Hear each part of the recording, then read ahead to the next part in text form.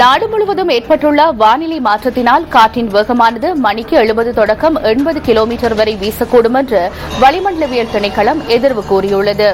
நாட்டை அண்மித்துள்ள வளிமண்டலத்தில் ஏற்பட்டுள்ள தாழ் அமுக்கத்தினால் மழையுடன் கூடிய வானிலையை எதிர்பார்க்க முடியும் என்றும் திணைக்களம் தெரிவித்துள்ளது.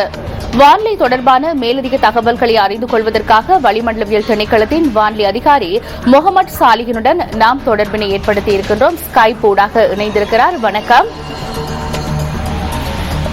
இன்று நாட்டில் எவ்வாறான காலநிலை காலமுக்கமானது இன்னமும் இலங்கைக்கு மேற்கே நிலை கொண்டுள்ளது. பிற்பகல் மற்றும் இரவு வேளைகளில் நாட்டின் பெரும்பாலான பகுதிகளில் மழை அல்லது இடியுடன் கூடிய மழை பெய்யும்.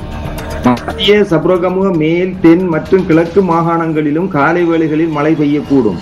சில இடங்களில் சுமார் 100 மில்லிமீட்டர் அளவிலான மழை வீழ்ச்சி கிடைக்கக்கூடும்.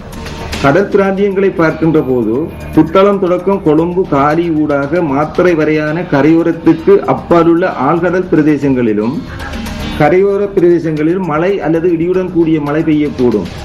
பொதுவாக காற்று தென்மேற்கு திசையினூடாக அல்லது வேறு திசைகளினூடாக மணிக்கு 20 தொடக்கம் 40 கிலோமீட்டர் வேகத்தில் வீசும்.